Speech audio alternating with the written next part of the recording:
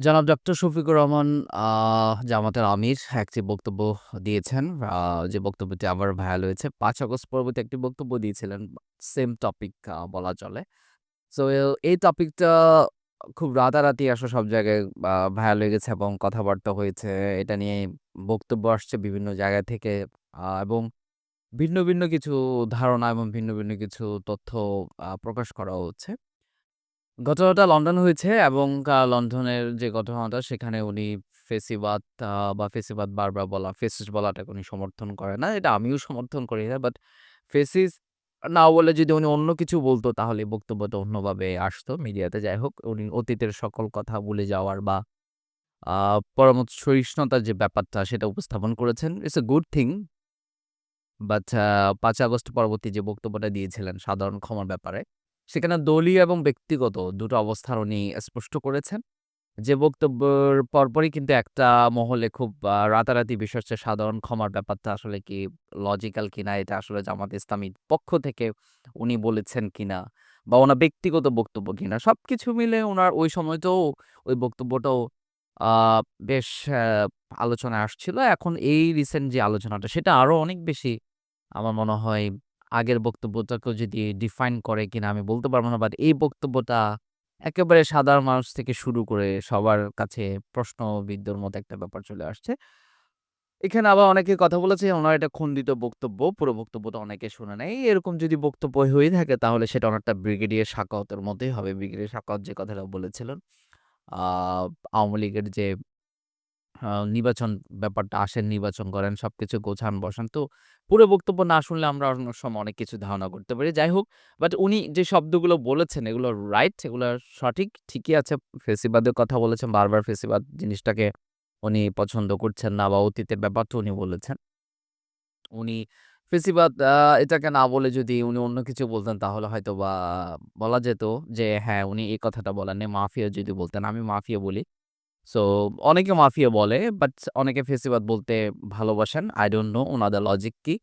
আমি এটাকে আওয়ামী লীগ গভর্নমেন্টকে কখনো ফেসিবাদ বলিনি। আওয়ামী লীগ গভর্নমেন্ট ভুল করেছেন উনি কথাটা বলেছেন। আওয়ামী লীগ গভর্নমেন্ট কোনো ভুল করেননি।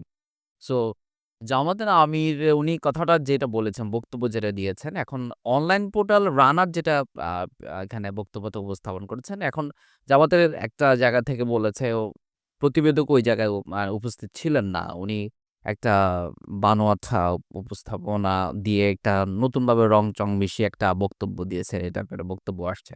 বাট কথা হচ্ছে উনি যে কথাগুলো বলেছেন এটা অন্যান্য মিডিয়াগুলোতেও আসছে বা অন্যান্য জায়গাগুলো আসছে। এখন ফেসিবাদকে উনি সমর্থন না করতে পারেন, বাট ফেসিবাদ বলাটাও পছন্দ না করতে পারেন। একান্ত ব্যক্তিগত বিষয়। বাট এই জায়গায় এখন মানুষ তো বিভিন্ন জায়গায় এভাবে এনালাইসিস করছে। সবকিছু মিলে জামাতের কে মানুষ আ শফিকুর রহমান থেকে শুরু করে অনেকেই আমি এটা বারবার বলছি, অনেকে বলতে এখন প্রশ্ন করতে পারেন, ভাই অনেক কারা করতে পারে? এখন এনালাইসিস জায়গা থেকে অনেক স্টেক হোল্ডার থাকে। বাংলাদেশের রাষ্ট্র যে এখন একটা গ্যাপ সিচুয়েশন এ যাচ্ছে, সেই গ্যাপ সিচুয়েশন এ যদি আপনি বলেন বিভিন্ন জায়গায় বিভিন্নজন আ কাজ করছে। বিভিন্ন টিমের সাথে হয়ে কাজ করছে। আপনারা এগুলো সবাই বুঝেন। আমি নতুন করে এখানে ব্যাখ্যা করার কোনো বিষয় নাই। সো এখানে তো ১৬ বছর ছিল, তাই না? বাংলাদেশের মাটিতে। সো কিন্তু যায়নি, হ্যাঁ? ভিন্নভাবে আছে। আমরা দেখেছি। এটা অনেকে 'প্রথম আলো' বা 'ডেইলি স্টার' আমি নিজেও আমার একটা বক্তব্য বলেছি, চ্যানেলের কথা বলেছি, অন্যান্য টিভি চ্যানেলের কথাও আছে। বাট ভিন্নভাবেও তো আসতে পারে, তাই না?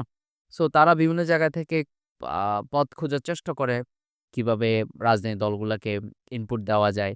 সো এইখানে জামাত ইসলামের সাথে যে ভারতের যে একটা সম্পর্ক হচ্ছে বা এই টাইপেরও তো কথা আসছে এবং মদদপুষ্ট বলা চলে বা জামাত ইসলামী আম আ ভারতের সাথে নতুন কোনো প্ল্যানিং করে আবার কোনো ক্ষমতা ব্যাপারে আসার ব্যাপারে বিএনপিকে মাইনাস করে এই টাইপের বিষয় আসছে। 1972 সংবিধানের ব্যাপারটাও যেহেতু এখানে একটা আলোচনায় আছে।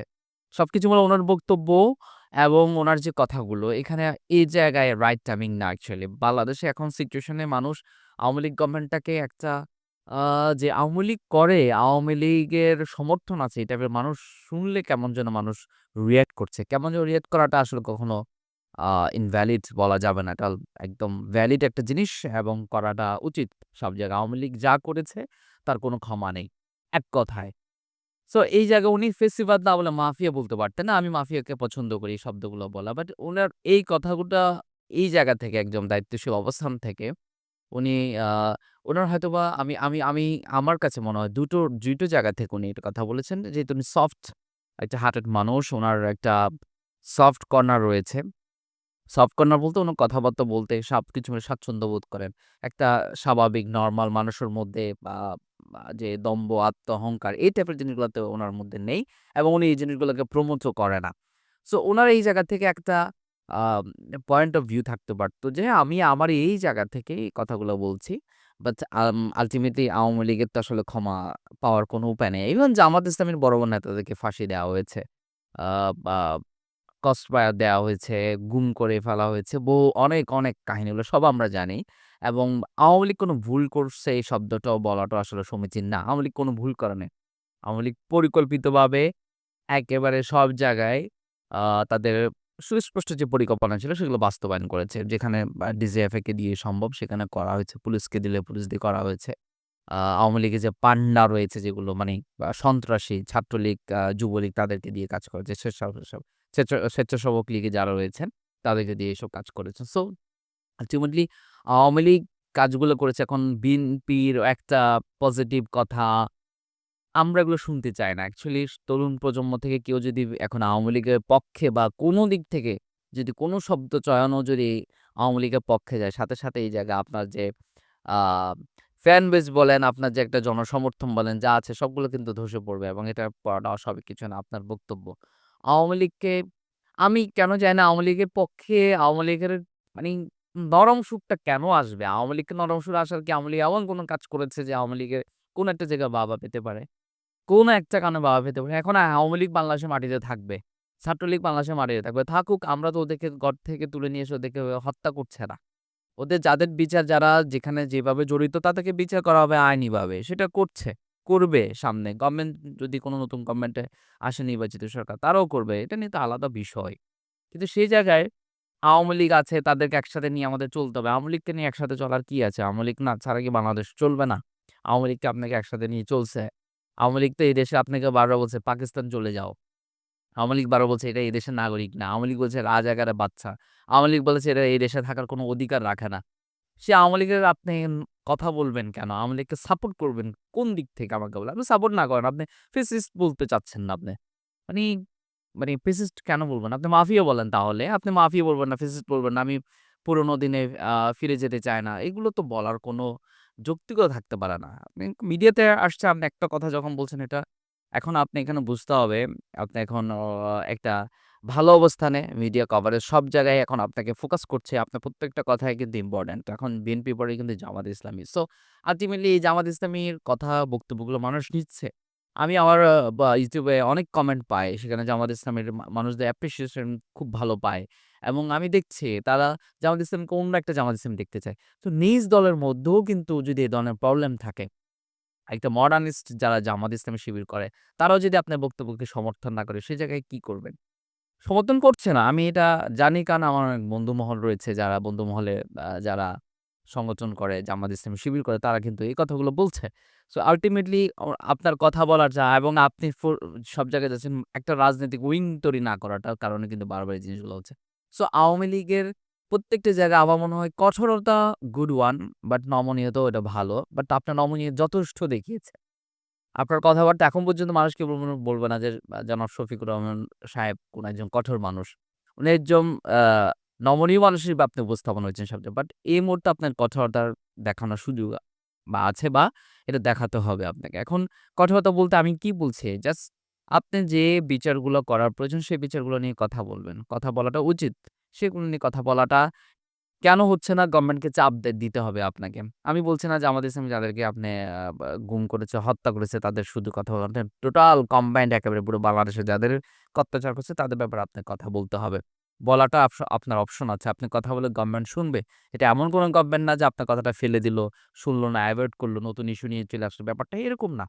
সেই জায়গায় আপনি যখন এই কথাগুলো বলবেন স্বাভাবিক অনেক সময় স্লিপ অফ টাং হতে পারে। অনেক সময় কথা বলার সময় এক একটা পার্সপেক্টিভ থেকে কথা বলার পরে অন্য একটা পার্সপেক্টিভ যখন ইন করা হয় তখন অনেক সময় অনেক কিছু জনগণ বা ভিউয়ার্স যারা আছে তারা বোঝে না। বোঝার কারণ পুরো বক্তব্যটা অনেক সময় শোনে না। এটাও ডিফারেন্ট একটা ব্যাপার।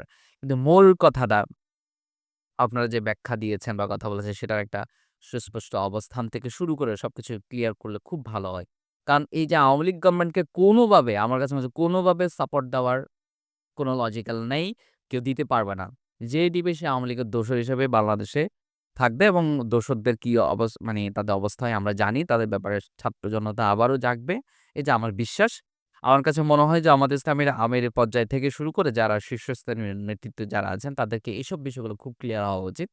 কারণ এই আওয়ামী লীগের রাজনীতি করতে পারে সেটা ভিন্ন বিষয়। বাট তাদেরকে আ অবাঞ্ছিত ঘোষণা করার সময় চলে এসছে। শেখ হাসিনা থেকে শুরু করে যারা এখানে এগোচ্ছে তাদেরকে প্রত্যেকজনের একেবারে ধরে বিচার করার সময় চলে আসছে এবং লেট হচ্ছে কেন সেটাও আমি জানি না। এখানে অন্য কোনো বিষয় থাকতে পারে।